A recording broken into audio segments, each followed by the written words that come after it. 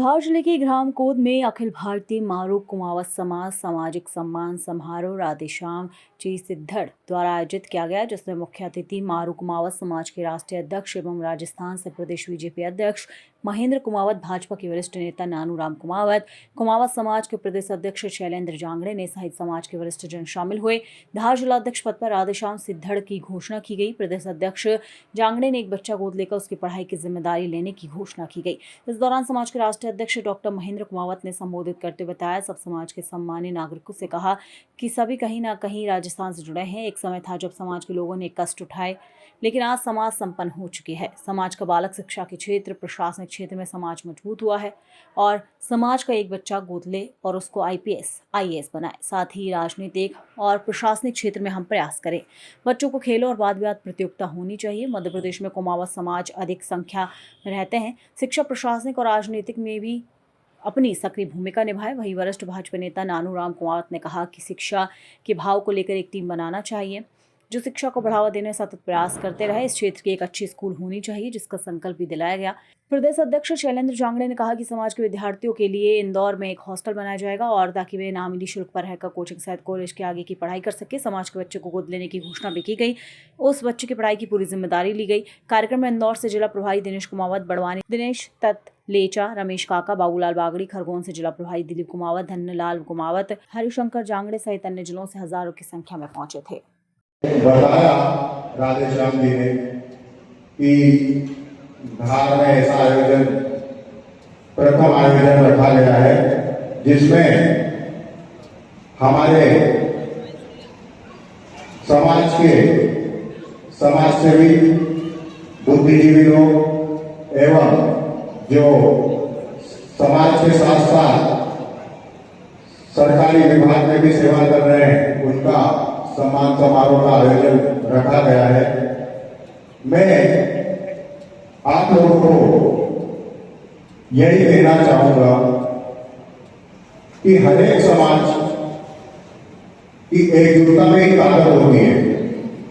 जो कोई प्रत्येक एक व्यक्ति होता है तो वो कुछ नहीं कर पाता है और किसी भी एक व्यक्ति से कोई भी काम सफल नहीं होता है। हमें एकजुट होकर मोती की तरह एक धागों में पिरो करके चलना है, ताकि हमने समाज का जो संगठन बनाया है, प्रदेश लेवल पे पूरी समाज को एक जागरण पर बिठाने का प्रयास कर रहे हैं। तो अभी मेरे पास 3-4 रोज से बहुत से लोगों के फोन भी आए और वो ये कि मैं संघ, समाज और संगठन की यात्राओं में एक तीर्थ यात्रा के रूप में लेता हूं मैं, और अलग से पिकनिक या दूसरा मेरे को कभी है तो उसके लिए मेरे समय निकालने का मौका मिला और मैं उसके लिए कोशिश करता हूं। जब आप जैसी देव तुल्य सजन शक्ति समाज बंधुओं का दर्शन करता हूं तो मुझे लगता है कि मैंने मेरी एक तीर्थ यात्रा जिंदगी की और सफल कर ली, संपन्न कर ली।